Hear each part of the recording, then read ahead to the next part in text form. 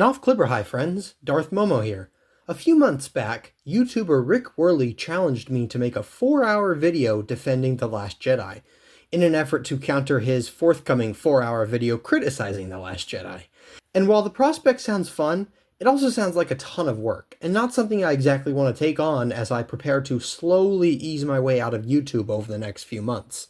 But the idea of some sort of Last Jedi video essay certainly sat with me. I've made several videos over the last couple of years defending The Last Jedi, so I thought, why not compile all that into one video?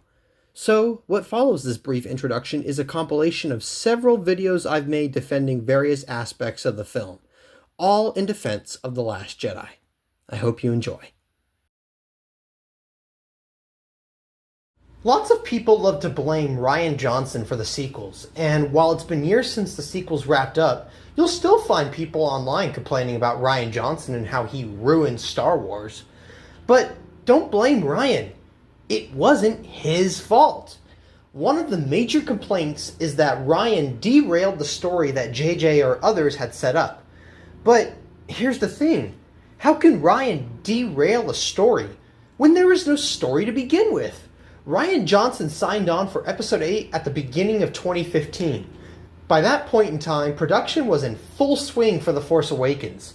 Having disgracefully pushed out George Lucas and abandoned his story treatments, Disney and Lucasfilm said they wanted to do something for the fans, and Kathleen Kennedy said her goal was to have each director come in and pick up where the last one left off and carry on. It has been stated clearly time and time again that there was no plan for these movies at all. Now some like to say, well, JJ had a plan for Episode 8 and 9. No, he didn't.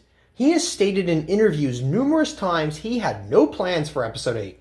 All he cared about was Episode 7, and after the sequels wrapped up, he publicly stated he regretted not having a plan. Because when making 7, JJ thought he could just throw in his stupid mystery boxes everywhere and walk away hands clean to screw over the next two directors. He literally stated in these interviews numerous times, I left that for the next guy. I left that for the next guy. He didn't expect to come back, which is why it kind of serves him right that he ended up having to come back anyway for 9 and try to clean up the mess he started. And as everyone saw in 2019, even JJ himself couldn't fix the mess he helped create. Moral of the story is, if you want to blame someone, Rian Johnson is the last person who should be blamed. No, this is all on the shoulders of Kathleen Kennedy, Bob Iger, and J.J. Abrams. After all, it was JJ who brought back the Empire, not Rian. It was JJ and Kathy who set this trilogy up as a nostalgia cash grab instead of a thoughtful continuation of George's story, not Rian. And as much as everyone loves to attack Rian Johnson about Luke, they always seem quick to forget that it was JJ who threw Luke in exile, without any in-universe reason or justification, mind you, simply because he couldn't figure out how to competently write Luke into the story. People like to joke that JJ was handed Rian's mess in 2017, but in reality, it was Rian who was handed JJ's mess and forced to work with that. Rian was handed a Luke who was in exile, and he had to try to figure out a way to make that make sense. For all the reasons people dislike the explanations Rian came up with in The Last Jedi, and trust me, there are some valid reasons to not like them, what else was Rian supposed to do that would actually make sense? Force Awakens established Luke was in exile for at least a couple of years. What else could Rian do to have it make sense that Luke was hiding out in exile while the entire Republic he fought for years to establish was destroyed? His sister was struggling, his best friend was killed, and his nephew was going on a murderous rampage throughout the galaxy as the Empire 2.0 was re-emerging. I don't know what I would have come up with. At least Rian came up with a decent enough explanation that Luke closed himself off from the Force, so he didn't really know what was going on. Ignorance isn't a great excuse, but it works better than what JJ had. Originally, JJ was going to have Luke using the Force to meditate and float rocks at the end of 7, and once Rian saw that and realized how stupid that was and how much worse that would have made things, he called it out and had JJ change that for him. Look, like I said, I get it. What Rian created wasn't the greatest. But we need to stop looking at Rian like he is the singular source of the sequel trilogy's flaws, and we need to face the facts that Rian was simply trying to do what he could with an already horrible situation. Kathy, JJ, and Bob are the main reasons the sequels didn't work, and if anybody is to blame, it is them. So please, stop blaming Rian Johnson. Noff Klibberhai, friends. Darth Momo here to add my 2 cents in on the horse that has already been beaten to death time and time again. Hyperspace travel and The Last Jedi. I've heard countless complaints about this scene that it breaks lore, or it's a plot hole, or it doesn't make any sense. Which I'm not going to say this scene shouldn't be criticized at all. I do think there's a couple things that don't make sense. Whether or not it's a plot hole, I guess, depends on your perspective. I'll add my thoughts on that later. But it most certainly does not break lore in regards to hyperspace. Let me explain why, sourcing George Lucas material. Let's go to episode 4, the first Star Wars project ever created, and see what it has to say about light speed. Once we make the jump to hyperspace. Besides, I know a few maneuvers, we'll lose them.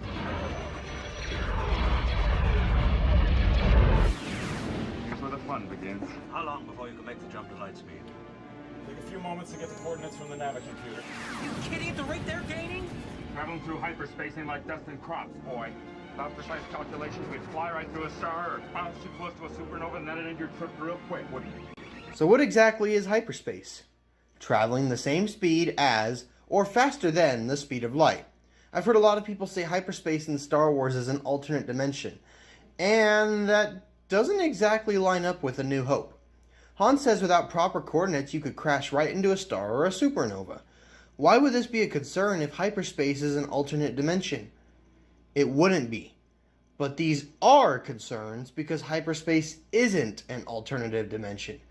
It is simply traveling through the galaxy faster than the speed of light. This is why hyperspace lanes exist, to keep sublight speed traffic out of danger from hyperspace craft.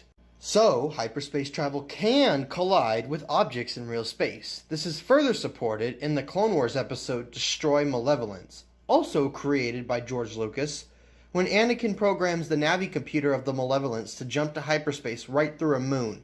Guess what? It crashes into the moon. So when Holdo programs the Raddus to jump to hyperspace right through the First Order fleet, guess what? It collides with the Supremacy. So The Last Jedi does not break hyperspace lore. To further support this with Disney on-screen canon, in Star Wars Rebels episode The Call, Harrison Dula mentions the Purrgil as being dangerous, being known to sometimes fly right into hyperspace lanes and cause fatal accidents. This is before it's confirmed that they could jump and fly through hyperspace. Now, I'm not the most versed in every aspect of lore, and I'm sure this idea of hyperspace being an alternate dimension didn't just come out of thin air. I've only read a couple Legends books, and I've only read about half the canon ones. I'm sure somewhere, at least in the Legends, not sure about canon, there is a reference book, or novel at least, that alludes to this. But in almost all cases, on-screen material supersedes anything from the page. This was true in Legends, and I'd assume also true in canon. So if A New Hope establishes hyperspace as the same dimension, and the future on-screen material further supported that, then anything from the expanded universe that states otherwise is not true and is overridden by on-screen material. Now having established that it's not a retcon of lore, is the Holdo maneuver a plot hole? I've heard a criticism that if the Holdo maneuver works, why has no one tried it before? Well, let's be realistic. This isn't the first time details in Star Wars haven't lined up 100%. After all, this is a living, breathing series that's almost 50 years old. So, how do we explain it? Well, setting aside the idea that maybe no one thought to try this and this was simply a last-minute desperate attempt to save the resistance that Holdo might not have even been sure was going to work. After all, this wasn't her go-to idea and she seemed pretty desperate when attempting to do it. Let's pretend this was something known to work. This isn't something they can just put a droid in a starfighter with a direct hyperspace course to the bridge of a ship. After all, if that was the concern, then this is no more of a plot hole than when the A-Wing crashed into the Super Star Destroyer in Return of the Jedi and took it out. This was a full-on cruiser that caused damage to the Supremacy. And cruisers cost a lot of money to build, as well as the resources to create and the people to build it and to run it. And in a war that already exhausts every resource possible, that's a pretty giant waste just to kamikaze it on one single use to take out another capital ship. It's far more resourceful to invest in quality training, quality starcraft, and quality shields so that your fleet can last as long as possible with the best chance of destroying the enemy in ship-to-ship combat. The only instances where this could be somewhat understandable are with giant Dreadnought-class ships, such as maybe a Super Star Destroyer, or Snoke ship, Or the First Order Dreadnought? Or maybe even something larger like the Death Star? Well, let's examine the case of the Superstar Destroyer. The Rebel Alliance probably could have Holdo maneuvered one, but the Empire had the resources to simply replace it, whereas every ship the Rebel Alliance could scrape up was precious. They needed everything they could get, so they couldn't afford to lose giant capital ships like that on massive Imperial vessels that would ultimately just be replaced. Same concept with the Resistance, who was actually in a worse case scenario than the Rebellion. As for the Death Star, well, comparing the size of a capital ship to the Death Star, as well as the sheer size of the Death Star, a Holdo maneuver probably wouldn't have damaged anything. Look at Snoke's ship, which was still a third of the width of the first Death Star, and the Raddus, which was double the size of anything the Rebellion had. The Raddus only did damage because it went for the end of the ship, not the center, since it was narrower on the ends. And even then, most of the ship was more or less intact on the other end. It split in half like the Titanic, didn't explode like the Death Star. A Holdo maneuver wouldn't have worked on this. So taking all that into consideration, no, I don't think the Holdo maneuver creates a plot hole. I don't think there's any solid instance in canon so far where that maneuver would have been a good idea and created a better result than the on-screen situation actually did. There are criticisms I have, such as I don't think it makes too much sense that the fleet behind Snoke's ship was destroyed, but that's more of a nitpick. I can easily sit here and get creative with a solution if I really wanted to, such as the debris. Anyway, that's my 2 cents on the matter. Today, we're going to discuss Admiral Holdo in The Last Jedi and why she didn't tell Poe the plan. I can understand why a lot of people might question this plot point, but upon a careful rewatch, it seems pretty clear to me why. Let's start by getting into Poe's head, and we'll take it scene by scene. When Holdo enters the scene, Poe has recently been demoted and Leia is unconscious. We've already seen Leia is trying to teach Poe to lead someday, and Poe already feels like a right-hand man to Leia, which in a lot of ways he is. So when it is stated that it's clear who should take Leia's place, you could see in his face he thinks he's about to be called upon. Then it is said Holdo should take Leia's place. Poe is disappointed. He's jealous he wasn't called, and he's not impressed by Holdo. He immediately tries to make himself relevant in an arrogant way by approaching her literally 3 seconds after she takes command. Why does Holdo shake him off instead of telling him the plan right here? Because she doesn't have one yet. She's just taken command. And Poe, who just cost the Resistance their entire bombing squadron and half their fighters, is the last person Holdo is concerned with when time is running out and the First Order is right behind them. So she dismisses him so she can come up with the plan. But this just pisses Poe off even more. The next time we see Poe, he's already coming up with his own plan with Finn and Rose, and he decides not to tell Holdo. Clearly, he's already dismissed Holdo, and he's trying to take charge himself. All we see of Poe and Holdo here is Poe watching over the bridge to make sure Holdo doesn't notice Finn and Rose leave. The next scene is when the medical frigate gets destroyed. By now, I'm guessing Holdo knows her plan. When informed fuel reserves are at 6 hours, she says to maintain current course, because she's trying to get to Crate. It's a quick scene, but Poe isn't there. He's elsewhere on the ship. Now, as for everyone else, it's possible they know the plan, and maybe they don't. It's not exactly made clear. But even if they don't know, those who seem concerned, like Lieutenant Connix, didn't ask. My guess is everyone else probably does know, because she isn't trying to hide it in the next scene, and Poe has been off doing his own thing. And as for Connix, she's clearly concerned, but she's already in with Poe, so of course she's going to be apprehensive with Holdo. Moving on to the next scene, Holdo is on the bridge looking at schematics with other officers, so I think it's safe to say that the others know the plan, regardless of what Poe says, because he's been off doing his own thing, and he was banned from the bridge anyway. Poe barges in and calls her out, demanding to know the plan. At this point, he's yelling and screaming, acting aggressively.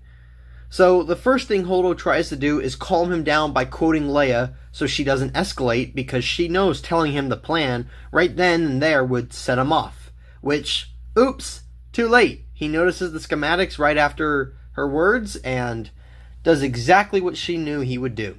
He flips out and starts throwing a temper tantrum. She then demands him escorted off the bridge. So here we have the answer. We have 3 scenes with Poe and Holdo before Poe finds out the plan. That's it. Not 20 or 30 minutes of them going back and forth, just 3 crucial scenes. Poe asks her about the plan at first, but clearly she doesn't have one, and instead of remaining patient like she asks, Poe goes off and does his own thing. The next time he sees Holdo, he's yelling at her and finds out the plan. So why didn't she share the plan once she came up with one? Well, he didn't ask. Poe was working with Finn and Rose. He already dismissed Holdo in his head. If he had patiently approached her and asked, would she have shared? Maybe. Probably. We'll never know. Is this quote-unquote bad writing? I guess that's up to you. I think what gets often overlooked is this is part of Poe's arc in the film. In the opening scene, Poe is acting like a hotshot pilot. He's a good pilot and great in combat, just like we see in The Force Awakens, but he's not a leader for the overall movement. He's not looking at the bigger picture. He's focused on momentary victories like taking out the Dreadnought, not the larger picture of saving the lives of the Resistance crew and ships of the Resistance fleet to survive another day. Leia calls him out on this. She tells him later when they talk about Holdo's plan that it wasn't about trying to save the big fleet, which was doomed anyway. It was about saving all the lives aboard the ship. It was about saving the movement, about living to fight another day. And that is the lesson Poe needed to learn. Was his plan with Finn and Rose a good plan? Possibly, but very risky, and if they put all their eggs in that basket and it failed, they were done for. There were better options, and Poe needed to learn to see that, so he could learn to become a better leader and eventually take his place as Leia's successor. So today, I want to talk about another Last Jedi topic that I've seen floated around a lot since the film came out, Canto Bight.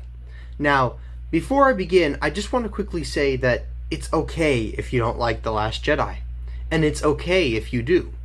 And it's also okay if your opinion is somewhere in between. It's also okay if you like Finn's story in The Last Jedi, and it's completely okay if you don't. I personally would have probably done something different with Finn. But now that we've established that, let's get into it. The claim I've seen floating around is that Canto Bight plotline is pointless. And whether you like it or dislike it, I don't think that's quite fair to call it pointless. Removing it from the plot does actually significantly impact things for certain characters, mainly Finn. Canto Bight is actually key to Finn's arc in this film. To paraphrase Rian Johnson, he said when it came to crafting Finn's story for the movie, he looked at Force Awakens and saw that while he abandoned the First Order and cared about Rey, he wasn't committed to the cause just yet. If we look at Force Awakens, this is true. When Starkiller Base was going to blow up the Resistance, all Finn cared about was saving Rey. He's an overall good person, but he's certainly not committed to the Resistance. Ryan said he wanted Finn's arc for the film to be getting him to be committed to the cause and becoming a hero. So let's analyze this. At the start of the movie, Finn is only concerned about Rey. That's his focus when he wakes up and during the briefing. After realizing the dire state of the Resistance fleet being hunted by the First Order, he takes the tracking beacon from Leia and tries to jump ship, telling Rose the fleet is doomed and he needs to get away so Rey finds him instead of the doomed fleet. Well, now he's cornered because Rose is going to turn him in for desertion, until Finn talks his way out of it and he's on a mission with Rose to Canto Bight.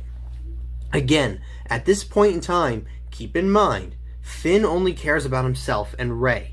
He's basically only on this mission because he kind of had to. And when he gets to Canto Bight at first, he's in heaven. Canto Bight is basically a bunch of people similar to Finn at this stage in his arc. They only care about themselves, about the money basically. They don't care about the cause or the factions or the war. They only care about how it could possibly benefit them. Finn is confused about how something like this is bad when he sees Rose is clearly bothered by it. Then Rose starts to open his eyes when she points out how these people are smothering those underneath them and are basically war profiteers, and how harmful it can be to just stand by and benefit as opposed to getting involved. Which, on a quick side note, whether or not you like the whole war profiteering message or not only is it a smaller subplot in the overall movie, but it's also similar to the message a lot of more politically focused Clone Wars episodes had. Just saying. Anyway, back to Finn. Then they meet DJ, who is basically Finn's current trajectory at its completion. DJ isn't that much of a good guy, but he's not an outright bad guy either. He's only out for himself, and he'll align with whomever he needs to so he can come out on top. And he starts to preach that life to Finn. DJ exposes how the war is all machine, just a cycle, and the people who fund it fund both sides. DJ says it's a good lifestyle to live free and not join, a choice Finn is facing right now, and he clearly contemplates what DJ is teaching him. It all seems good, right? But then DJ betrays Finn and Rose to benefit himself. When Finn realizes DJ betrayed them, he's shocked. Not angry like Rose, just shocked. When Finn calls him out, DJ points out that, again, the war is just an endless cycle. Oh, take it easy, Big F. They blow you up today, you blow them up tomorrow. It's just business. This was what DJ was trying to teach Finn, and this is the message of Canto Bight. But here is where Finn has the climax of his arc in the movie, and realizes the idleness and disconnection people like DJ and Canto Bight citizens have is wrong, and that it's more than just a machine, and that the cause is real, and he commits himself to it, telling DJ, You're wrong. and for the rest of the film, Finn is committed to the cause, culminating in the moment where he tries to sacrifice himself at the Battle of Crate, refusing to let the First Order win. Again, just to recap, do I personally think it was executed the best way possible? No. Would I have done something differently with Finn? Probably. But is Canto Bight essential to Finn's arc in this movie? Yeah, seems like it. So does that mean it's pointless? Apparently not. Again, you don't have to like it. But do keep in mind, Canto Bight really only is a small handful of scenes in a 2.5 hour movie. I think to say a combined total screen time of 10, maybe 15 minutes ruins a 2.5 hour movie is pretty bizarre. And as for the quote-unquote animal abuse plotline, is that absolutely necessary? Probably not. Do you lose much by removing that specific part? I don't really think so. But it's also a 30 to 45 second segment. Does 45 seconds really ruin an entire movie? I think that would be a massive exaggeration. Again, to the main point, you don't have to like it.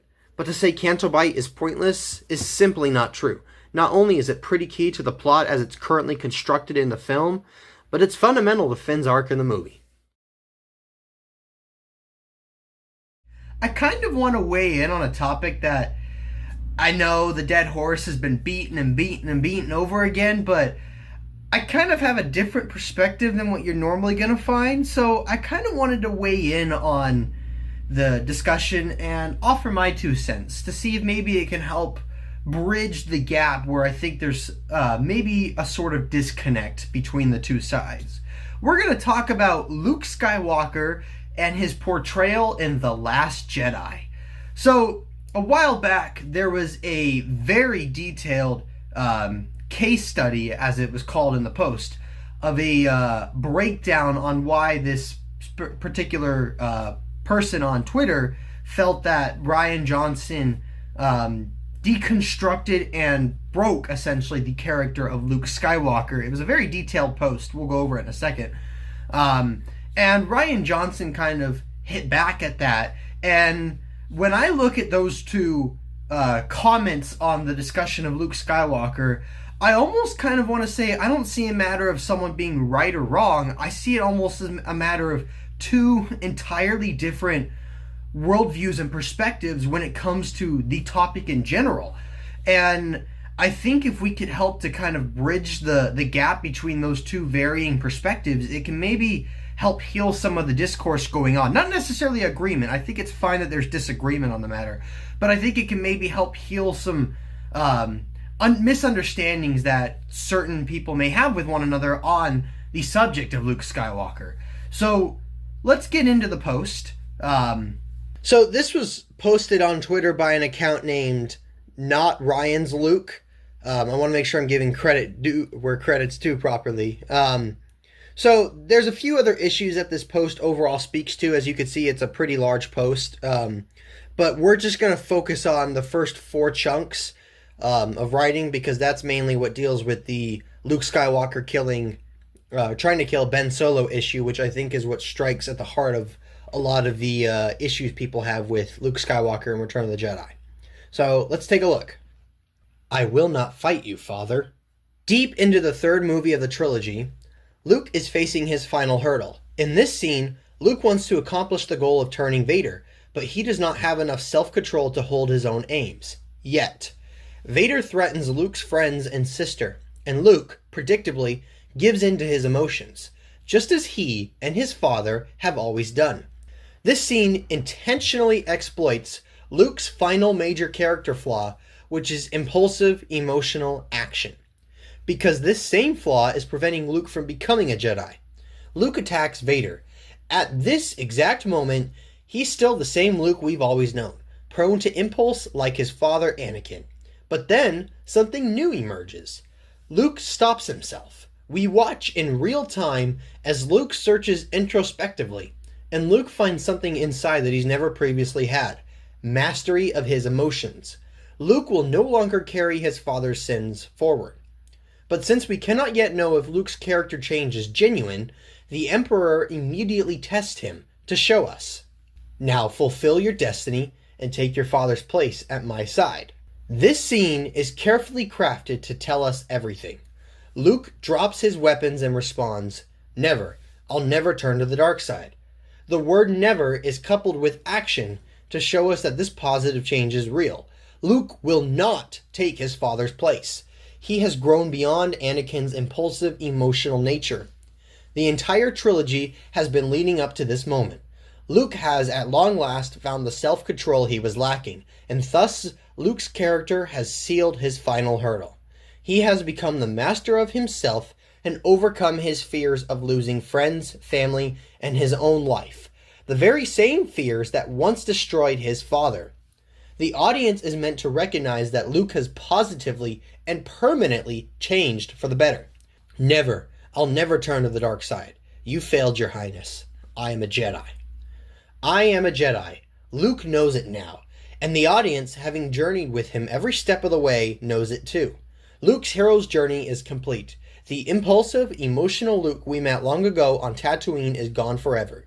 Luke will no longer follow his father's path. Luke has passed the tests his father failed, and has emerged forever transformed. For emphasis, we are shown one final thing about his character. Luke Skywalker's integrity is beyond reproach. Luke knows the Emperor will kill him, but he continues to act on principle instead of emotion, even though it may cost him his life. He would rather die than compromise his principles. This is the very embodiment of integrity and self-control. Luke's character arc is complete. He has become a true hero in every sense of the word. The prequels then stand in stark contrast to the original trilogy to show what could have been had Luke's raw power instead been ruled by emotion. The entire trilogy was leading up to Luke becoming a Jedi, which could only happen if he mastered his impulses. If we strip that from him, the trilogy becomes meaningless. Last Jedi fans either do not understand Star Wars or have forgotten its central meaning. In The Last Jedi, Luke considers murdering a child in its sleep and briefly begins to act on his impulse. It cannot be overstated that this is incredibly problematic for reasons just discussed. We watched Anakin fall due to emotion and impulse. We watched Luke struggle for 2.5 movies until he finally, victoriously, triumphed over those urges and became a new man, while redeeming his father in the process. This scene completely undermines the central conflict of the original trilogy and the prequels. This is not a minor quibble. This is the quintessential tale of Star Wars itself, and as such, it is not to be trifled with. Yet Rian stands atop that legacy and, with one brief cut scene, attempts to overwrite 6 films worth of arcs of the main franchise characters, Anakin and Luke. One ill-conceived scene renders the deepest essence of episodes 1 through 6 null and void. So now, let's take a look at how Rian Johnson responded to this.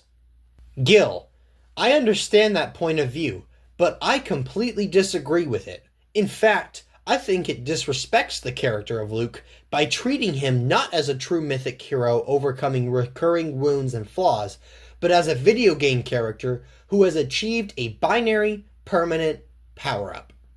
So there you have it. You have kind of the perspective of what I would say a lot of the critics of Luke Skywalker's portrayal in The Last Jedi have to say, and you have kind of the perspective of maybe some of the defenders as well as the creator Rian Johnson and their take on the matter.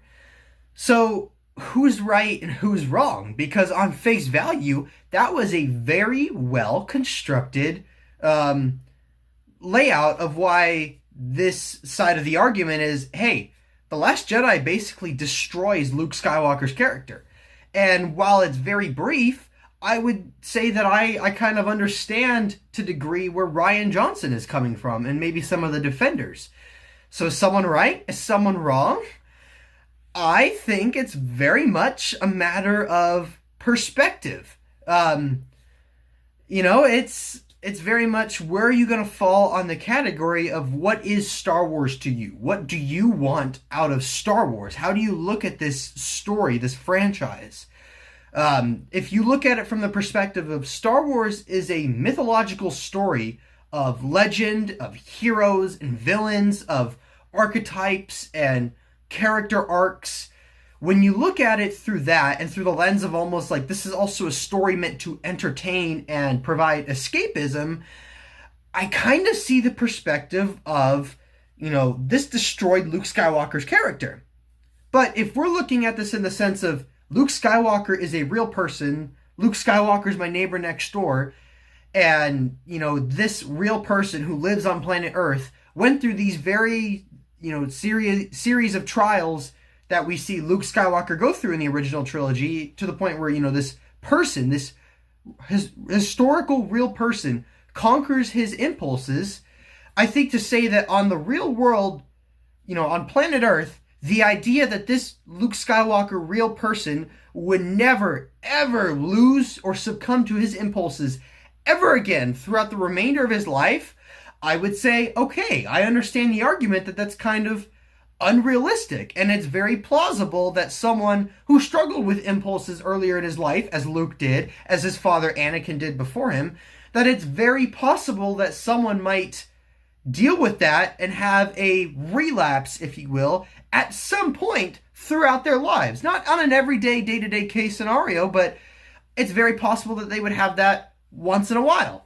But I guess the problem to counter that is, okay, well, are we treating this as, a real person? Because, Luke Skywalker isn't my next door neighbor. Luke Skywalker is a fictional character in this fictional story about arcs and heroes and villains and legends and myths.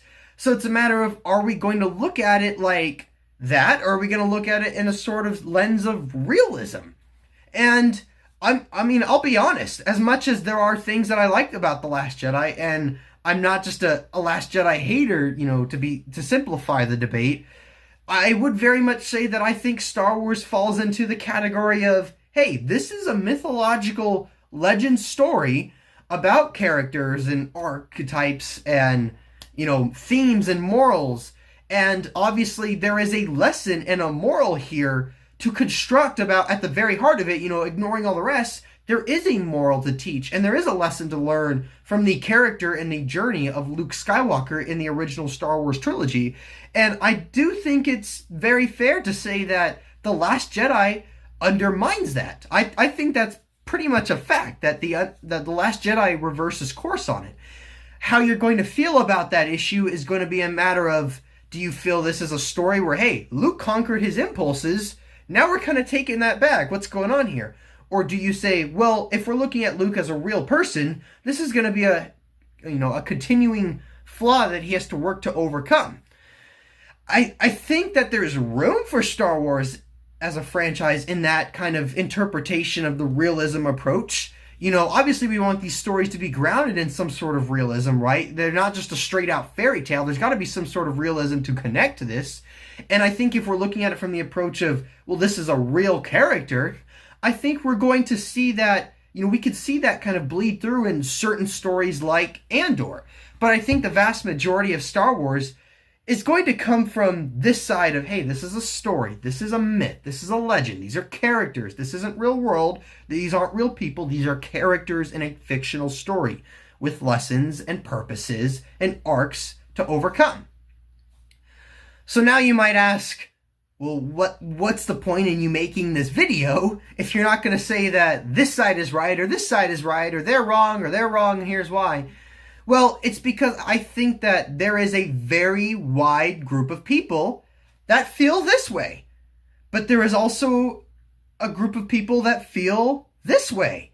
And I think that, you know, in this discourse of did The Last Jedi ruin Luke Skywalker or not, I think we're often talking past one another instead of towards one another. And I think if we can come, you know, I'm not going to say that everyone probably feels that way or looks at it like this way, but I think that if we look at it through these two lenses that I've just presented, I think that it can help to maybe bring about some understanding and bridge some gaps. We don't always have to agree. We are human beings with individual personalities. We're not always going to agree. There will always be people who like The Last Jedi and people who dislike The Last Jedi, and there will be people who fall in between.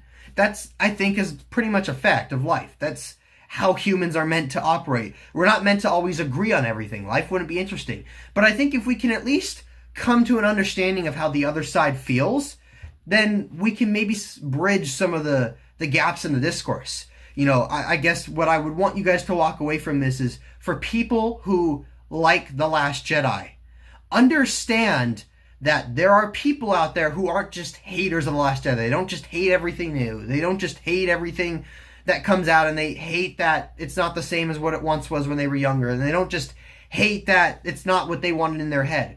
There are people out there who have very valid reasons on why they feel that The Last Jedi basically deconstructed and took back their character arc of Luke Skywalker. And for people who dislike The Last Jedi, what I would want you to take away from this is that there are people out there who have a very different interpretation of this character and of this universe and of this storytelling than you do, and that there is a very valid reason why they feel that the way Luke Skywalker was written in The Last Jedi speaks to them.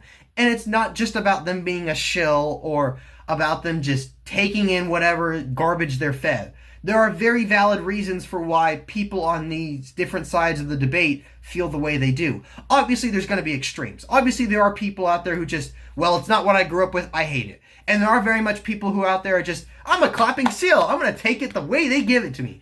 Yeah, there are people out there like that. But that is a very, very small majority of the issue. Most people have very valid reasons on why they feel the way they feel, and I think as long as we can learn to recognize that they are human beings with likes and dislikes and reasons they feel the way they feel, then we can help to sort of bridge the gap on the discourse and help to heal the wounds that not that bad storytelling or all that can cause, but heal the wounds that misunderstandings can cause. And that's what I would leave with you on this video.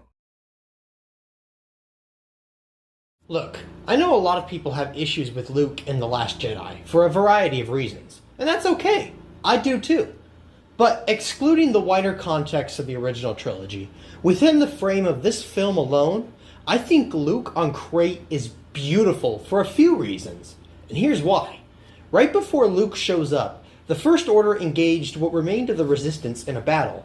At this point, the New Republic is gone, and the Resistance has been torn down from a pretty strong fleet down to maybe 20 or 30 people or so in one singular ship. And that's it. Their last chance was to send out a distress signal for help, but no one answered. The First Order pressed on, and within a few minutes, it would all be over. Leia Organa, the very face of the Rebel Alliance and the Resistance, had spent her entire life fighting and never gave up. And only now, after her entire life, does Leia finally give up hope. And only after she does this, does Luke Skywalker, the very symbol of hope in the Star Wars galaxy, show up. This moment alone is so beautiful. This does nothing but reinforce the fact that Luke Skywalker is a legend of hope and inspiration for the entire galaxy. I also want to point out that Luke started his journey in A New Hope by answering a projection of Leia calling for help, and he ends his journey by using a projection of himself to answer Leia's call for help. It's poetic. It's like poetry. Reunited with Leia, Luke has a touching moment where he utters the words, "No one's ever really gone," and hands Leia Han's dice, emphasizing that while Han is dead, he's not gone. Then Luke moves out to face down the First Order. In the beginning of the movie, Luke sarcastically asks Rey, I think what? I'm gonna walk out with a laser sword and face down the whole First Order? And at the end of the day, that's exactly what he ends up doing. But let's break down his face-off with Kylo in the First Order. In The Empire Strikes Back, Yoda tells Luke, A Jedi uses the Force for knowledge and defense, never for attack.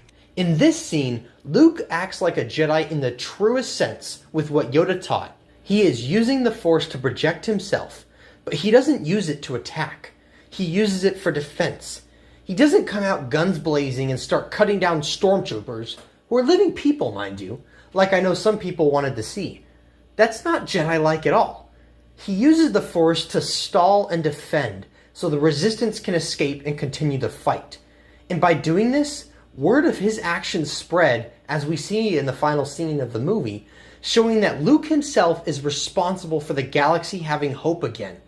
While Rise of Skywalker doesn't do a great job explicitly stating it, thematically speaking, as well as per what the supplemental material has clearly established, the difference between no one helping the Resistance on Crate and everyone showing up on Exegol is the actions of Luke Skywalker on Crate, spreading and reigniting hope. And now, after everything on Crate, the story of Luke comes to a close. He wasn't killed by anybody, which wouldn't have felt right, and Rian knew that too. Luke goes out on his own terms, just as Rian Johnson said he wanted Luke to do.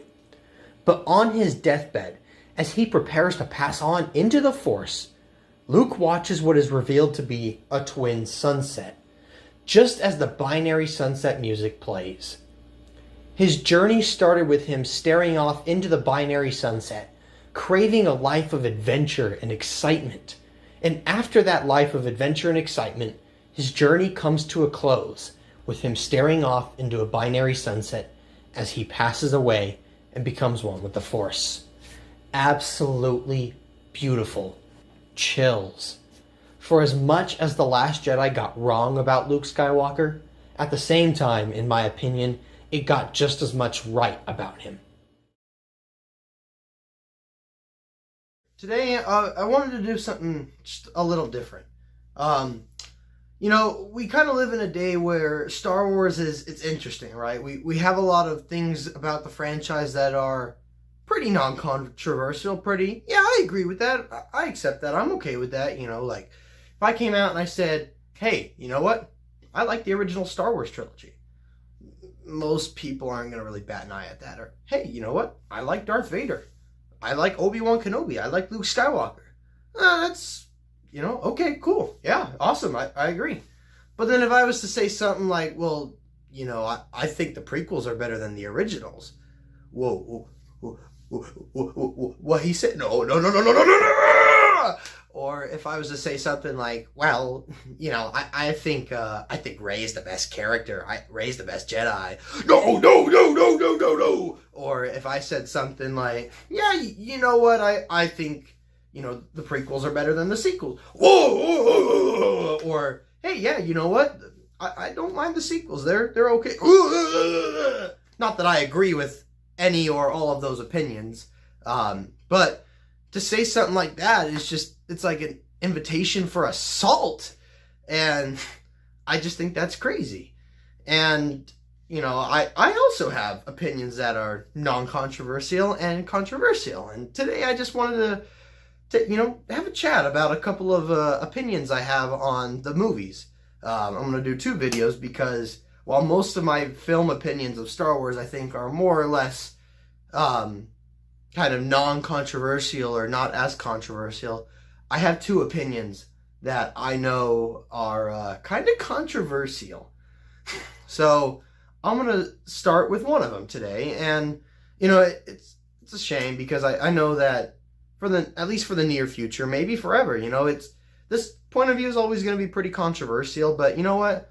I'm not a little sheep. I don't just believe what this person wants me to believe or that person wants me to believe. I'm secure enough in my opinion. I just wanted to have a little, not a defense, but an explanation, I guess, an opportunity for understanding of why, even though I know it's extremely controversial, I like Star Wars: The Last Jedi. I'm not gonna lie. I know this film has problems. I think though, as a Star Wars fan, you got to be realistic and take off the nostalgia blinders. That I think that, with the exception of The Empire Strikes Back, I think every single one of these films has issues. Um, I think you got to be realistic with that. That's part of the franchise. They've had issues since the beginning of time. I think A New Hope has got tons of issues. I don't think it's a bad movie at all. I love the movie. I think it's a great movie. But I think it'd be a lie and a deception, not just to people you speak to, but a deception to yourself to say, yeah, it's a perfect movie, because it's not. And I think that even though The Last Jedi has a lot of flaws, I still love it. I think it's a fun ride. There's lots of aspects I like about it. I'm going to start with what I think is the strongest. I think, we'll back that up a second. I think that we'll build up to that. There's lots of other things I do like about it. I do think it is a fun ride. I think both Force Awakens and Last Jedi are fun rides. I've got my problems with Force Awakens, but I still think it was a fun ride. And I think this one was a fun ride too. I think the score is still great. I don't know if I'd put it on par with the previous 7 entries of scores, but I wouldn't call it a bad score at all. I think it's a great score. I think this movie was acted phenomenally. I think everybody did great in their roles. Shout out to Mark Hamill especially, and Adam Driver. I think that some of the writing is a little bit questionable, but I think it's got a lot of good writing in it. I think I like the general story, themes, failure. I think that's probably the biggest one, is failure. Also the idea of, you don't have to be special to have a place in the story or to actually be important or matter. I think that was a great theme too. Or just the themes of learning from mistakes, I guess. Well, failure. The themes of what does it mean to be a legend, dealing with kind of legendary status. I thought there was a lot of good themes in the movie. I think the visuals were fantastic. I think it might actually be the best visually looking film in the saga. And I mean, I think all in all, it's just got great action, a great story, but I think its strongest part and what, attracts me the most about it is the characters. I think the characters have great arcs and great chemistry, great story, great interaction with each other. As much as I could sit here and defend Finn's story, I do think he had the better story in The Force Awakens, but I still think his story makes sense. I don't know if it's the story I would have necessarily taken with it, but I think it was a natural conclusion or continuation of The Force Awakens. When we start Force Awakens, he's just a stormtrooper. We end The Force Awakens with him caring about Rey, but he's not in on the fight yet. So The Last Jedi takes him from caring about Rey to caring about the cause. Besides Finn, I think every main character in this movie had their best arc in this story. I think Rey, in 7, I don't really know what her arc is, to be honest with you. And in 9, her arc is kind of a repeat of Return of the Jedi's arc for Luke, more or less a Return of the Jedi light, shall we say. But I think in this one, she's got the best arc. She's still, she's out in the cause now, right? She's here to find Luke, but she's not here just for the cause. She's here looking for herself. She's still trying to find out her past, her identity, who she is. She's still trying to find her place in this galaxy. Who is Rey? And Rey thinks that her parents and her legacy and her family is what define her. She thinks that to matter, to be important to this story that she's caught up in, she has to come from someone important or have a legacy. She thinks that she has to be some sort of, force wielder like Kylo Ren, or come from rebel heroes like Poe, be someone famous like Luke or Han. And she learns throughout the story that she doesn't need to depend on anything or anyone else. No one else makes her destiny or her identity or her path forward. No one else makes her important other than her.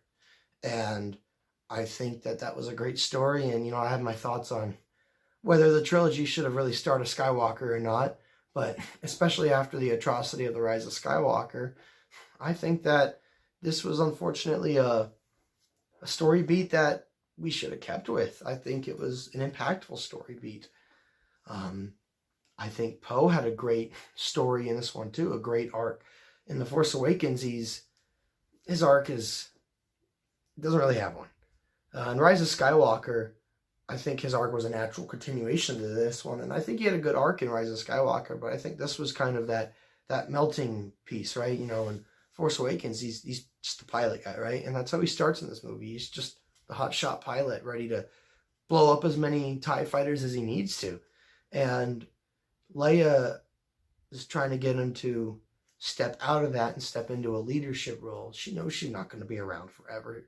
And, you know, there needs to be someone to take her place. And she tries to take Poe under her wing and show her what leadership really means. And, you know, he goes throughout most of the movie trying to be the hotshot pilot boy that's trying to be the hero, right? You know, as soon as Holdo comes onto the scene, he's like, hey, what's our plan? We got to go. And Holdo's like, hey, just give me a minute. You know, she's in the middle of working on a plan, and Poe just shows up and goes, nah, okay, you don't got nothing? I'm taking matters into my own hand. I'm going to be the savior of the resistance. And through the course of failing and realizing that he almost made the situation worse, or in fact he did, he realizes that there's more to it than just making the big getaway or blowing up the ships. He realizes that, you know, it's about being a leader. It's about, you know, leading the people and leading to victory versus just blowing things up. It's about learning when to take ownership in the battlefield,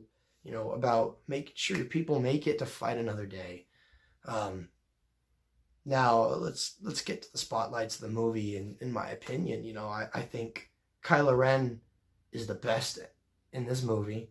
I think that Kylo Ren's arc is just fun to watch in this movie. I like the idea that he's split, right? He's split down the middle. He doesn't know if he wants to be, I mean, he wants to be on the dark side, but he's struggling with that, right? You know, he kills his father because he thinks that'll get him, you know, that'll help him solidify his path on the dark side, and it does the opposite. He starts the movie, he's broken, right?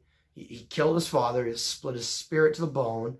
Now, then he lost to Rey, and he's like, great, now what? And it's, throughout the course of the movie, you know, he meets with Rey, and he begins to discover himself, and he decides to, no, you know, he digs further into the dark side, and,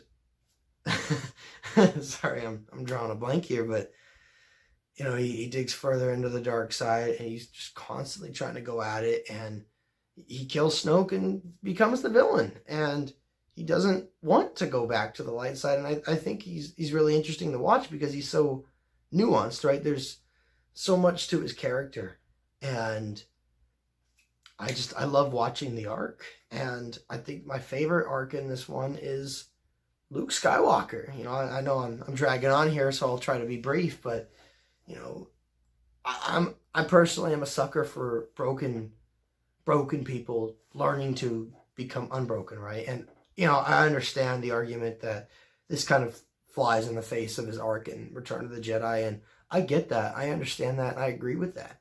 His arc as its own thing, though, you know, if we were excluding that, I think it's a beautiful arc. He's in a mess of his own making. He created the next Darth Vader because of a mistake he made, a brief, small, but giant mistake, and he blames himself. He thinks that the galaxy's better off without him.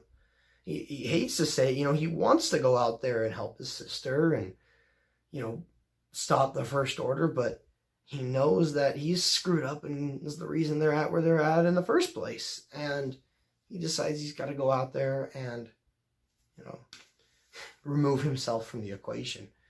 And he's just out there on that island to die. And through his experiences with Rey and teaching Rey, you know, as in between that, I should back up just a second. In between that, he knows the Jedi's history. He knows their flaws, and he knows that they were the problem. Not that they were the main problem, but they were a flawed, corrupt, organization. They caused a lot of issues. They're the reasons Darth Vader was created, and he grapples with that. They watched Darth Sidious rise and create the Empire right under their nose, and Luke knows that, and he thinks it's time for something better. There's a deleted scene that I think should have stayed in the movie where, these raiders come to take out the island natives, and Rey runs off to, as he tells her, he said, hey, a true Jedi would just leave it be. Rey's like, what? We got to go help him. And he says, why? So you put up a fight and they come back with more numbers in a month? Are you going to be here in a month? Yeah, I don't think so. And Rey runs off anyway, and she stumbles into what's actually just a party. And she's mad at Luke, and Luke kind of calls her out, and he says, that's what this galaxy needs. You ran off to go help. That's what they need, not this old, ancient religion. They need new, fresh blood. And he's so convinced that because of his mistake that everything else, it's all pointless.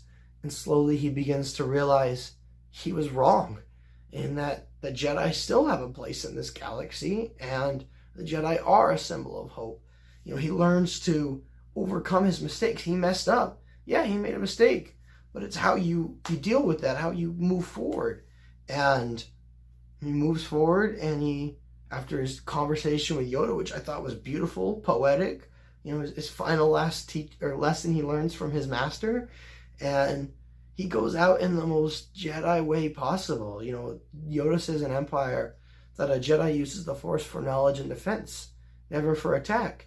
He didn't show up and just start going to blazes on the First Order. He showed up and he defended and stalled so the Resistance could escape. And by defying the First Order like that, as we see at the end of the movie, that tale spread and ignited hope again. And I know it's not explicitly said, but they clarify that in the extended material on the publishing side, but it's Luke's sacrifice that makes all the difference between nobody helping the Resistance in Last Jedi and everybody helping in The Rise of Skywalker. It was Luke's sacrifice that reignited hope. And I think it's really powerful when Leia, who's been fighting her whole life, the moment she gives up, the moment she realizes it's over, when no one comes to help, is finally the moment when Luke Skywalker shows up to save the day. It's awesome. I wish there wasn't that negative flaw of him trying to kill, even briefly, but kill Ben Solo, because otherwise his arc is just amazing in this movie, and I love it. And he shows up and he stalls, and then it ends with him staring at the twin suns. It's just a beautiful poetic send-off. His journey started with him answering a projection of Leia calling for help, and his story ends with him sending a projection to answer Leia's call for help. It's awesome. I love it. If you don't like it, that's okay. I completely understand why someone might not like this movie. I am okay with that. I don't think you're a fan I don't think you're not a fan for not liking it. I don't think you're not a fan for liking it. It's art. It's subjective. These are opinions. These invoke feelings and emotions and joy. And, if you do like it or dislike it, all the power to you. But for me, I love this movie. And these are some of the reasons why I love this movie. If you don't like that, that's okay. I'm not here to tell you why you're right or wrong. I'm here to explain why I personally enjoy this movie. There's more I could sit here and talk about, but I'm not trying to make an hour-long video on this. That's been done. That's been done. I'm just here to give my simple thoughts, for the people that are interested. But with that said, thank you for joining in. I've got one more I'm going to do about one other controversial opinion of mine. At least it seems to be controversial. Maybe someday that'll completely change. I know it's starting to. In The Last Jedi, my favorite part, without a doubt, is when Leia sends out the distress signal, and then they realize no one is coming. And as the First Order approaches to wipe them out, she finally gives up hope, saying the spark is out. And in that brief moment of hopelessness, none other than Luke Skywalker shows up to save the day. Gives me chills every time, as it truly points out Luke is the true symbol of hope in the galaxy. I love how bold this movie was. and determined it was to break out of the Star Wars formula and try something new. Next, we're going to go Last Jedi. And I know this is where I'm going to lose a lot of people. I'm going to go C tier on it. I actually really like The Last Jedi. I understand it's got issues. And the elephant in the room, of course, for me is the fact that you really do kind of go against the whole character arc of Luke Skywalker in the original trilogy. If they had written that scene just a little bit differently to where there was a falling out with Ben Solo, but it didn't establish or kind of go against Luke's arc with his whole giving into impulses, I would give this easily a B. And back in the day, I maybe would have given it a B. But, I mean, I know Canto Bight is easy to hate on. I don't mind Canto Bight. Just the Luke stuff, him giving into his impulses, and even for a brief of pure instinct, momentarily wanting to kill Ben Solo, it just, the way that they wrote that Ryan wrote that, kind of goes against and kind of ruins his character arc culmination with Return of the Jedi. I don't mind old Luke. I think this is Rey's best movie. I think it's Kylo Ren's best movie. I think it's Poe's best movie. There's a lot I love about here, but I got to keep it in C tier for what it did to Luke's character arc. I know this is controversial. I actually like Last Jedi more than Revenge of the Sith. Both are C tier movies for me, obviously, but I would rather sit down and watch Last Jedi than watch Revenge of the Sith. I know now that I've said that, I've lost half my audience, but whatever. That's my opinion, and I'm sticking to it.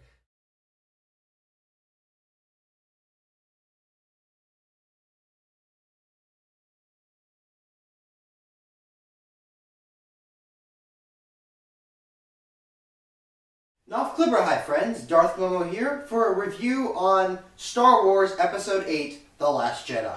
Yes, I know this is not the film coming out tomorrow, nor is it the last film that came out.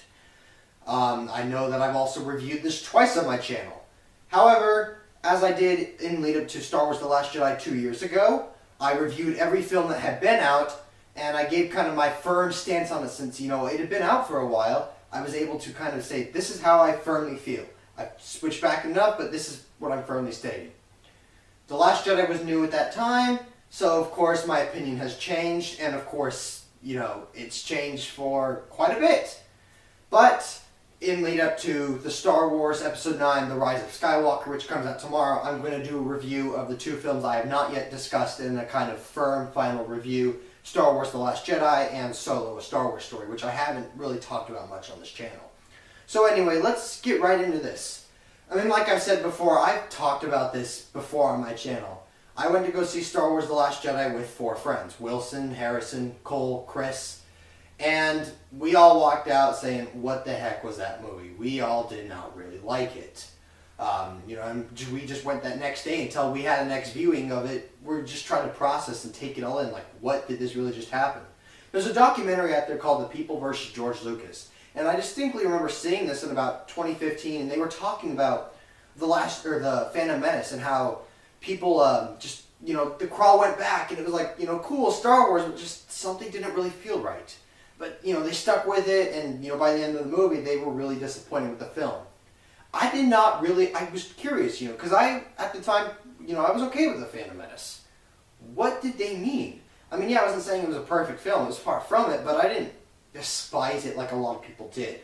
So it just, I wondered, what exactly was that feeling?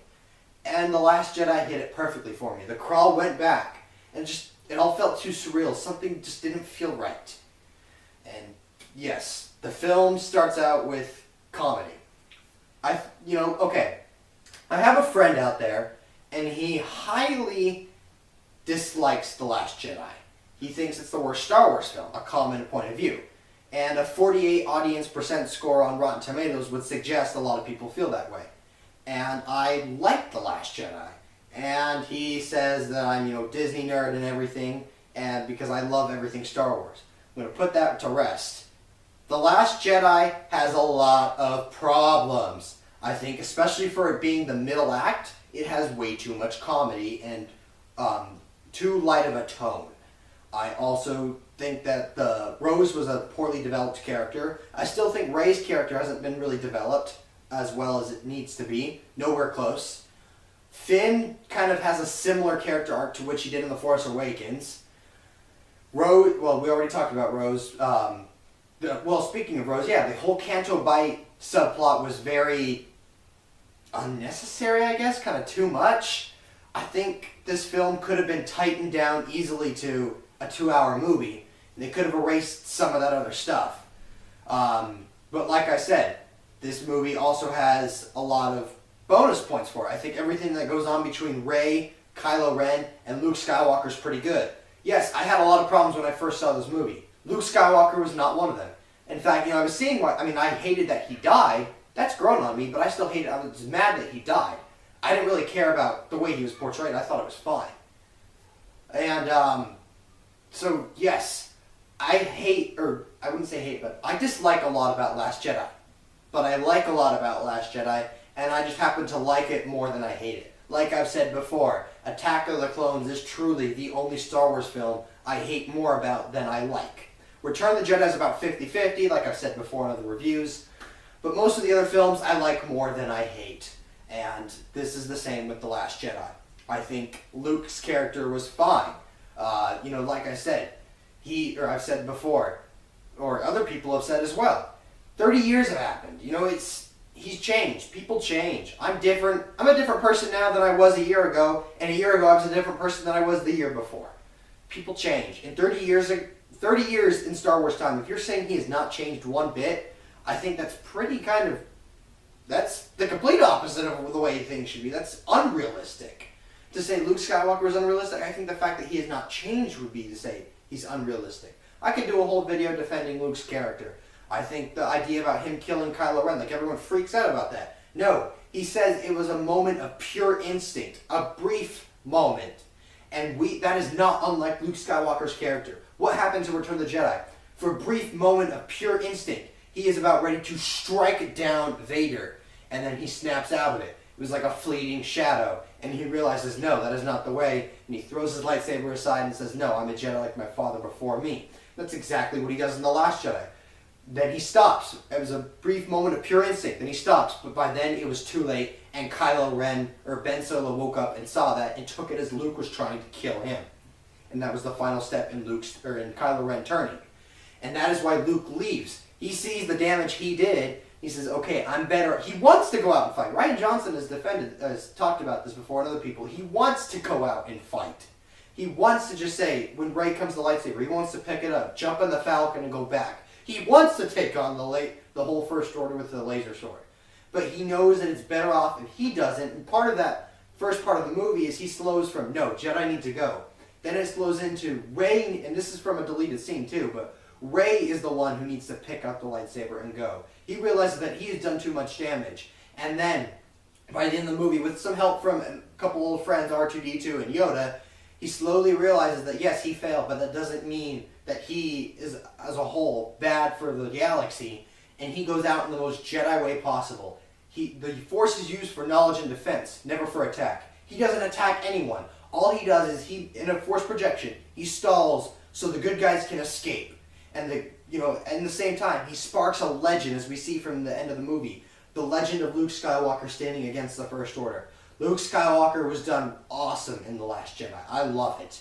Yes, The Last Jedi has numerous character problems, and I don't think Luke Skywalker was one of them. I think Kylo Ren was well done too. The Snoke scene at first, yes, when he kills Snoke, I literally said out loud in the theater, what? But I think that overall it was fine, especially because he didn't turn. I think they could have done it differently. There's a different way, of course, that I wanted if you watch my predictions video, but I think the way they did it is fine. Yes, there's a lot of comedy in that film, and I wish it wasn't. But overall, I think the plot was decent. I don't really like Admiral Holdo either, I'll address that. I think it would have been better if Admiral Akbar played the part that she did, not necessarily the whole annoying, sideless, unnecessary plot of, oh, I'm not going to tell anyone my plan, which, by the way, I think at first she didn't have a plan, which I think was explained in a book or something, and then, when Poe first confronts them, she literally says, let's bring up those fuel things, huh? Let's check those out. So she's coming up with a plan. She doesn't have an idea yet. And then Poe starts freaking out and causing a mess, and it's obviously why she wouldn't trust him. If he's flipping out and calling her a traitor and everything, I think that makes sense. So what else is there to really discuss about this divisive film? Like I said, I think I sit down and I love a lot of it. Leia in space. Yeah, it wasn't done exactly the best it could have, but it's been scientifically proven that people can last almost a minute in space. That's why in Rebels they did it with where Kanan was pushed out by Maul into space briefly and he survives.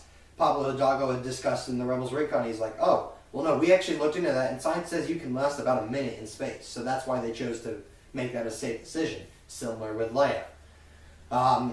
Like I said, there's a lot of stuff that I've discussed beforehand, and I would agree, still with this film. I don't think the sequel trilogy characters have been fleshed out as well as they should have been, with the exception of Kylo Ren. Like I've said, there's too much comedy in this film. I have stood by that. I don't really care for the Canto Bight subplot, but I think overall the film was decently done, and I think it gets a lot of hate that I don't think it deserves. Does it deserve some of the criticism? Absolutely. And I think Rian Johnson and Kathleen Kennedy coming out and calling everyone racist and sexist for having criticisms of the film, I think is poorly done, made out of poor judgment. But I think that's true. People do have those kinds of criticisms. But there's a lot of people who just didn't like the film. And I think, that's okay. A lot of people, you don't have to like this movie. This is why I do. Don't hate me for liking it, and I won't hate you for disliking it. I'm more than willing to debate you and share with you what I think and try to get you to see my point of view. I've watched countless videos where they explain to me their point of view. I understand why people hate this film. I just disagree. I think it's an alright film. I do not, by any means, think it is the worst Star Wars film.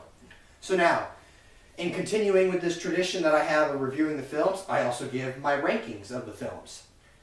Things have changed a little bit since I last did the videos. I'll discuss that in a little video later on where I can include the Rise of Skywalker in it as well. But as it stands, here's my revised ranking of where I currently have the films. And I'm currently going to place The Last Jedi at number 5. Yes, I think it is better than the prequels. Just because something is original does not necessarily mean it is good. The prequels were not executed as well as they could have been. Same with The Last Jedi, but I think it was executed better. And to that, it brings us a close. Rise of Skywalker will be tomorrow, and I'm excited. I honestly am. I left this film 2 years ago, The Last Jedi, and I said I'm not excited at all for Episode 9. I'm not. And then The Last Jedi has grown on me, and I'm excited for The Rise of Skywalker. Well, thanks once again for tuning in. And if you're still watching, an extra thanks is in order. The Last Jedi is a film I genuinely love, and is what I consider to easily be the best of the sequel films. Unlike the corporate sludge of The Force Awakens and The Rise of Skywalker, Last Jedi actually feels like a piece of art made by an artist with a passion, who had something he wanted to say.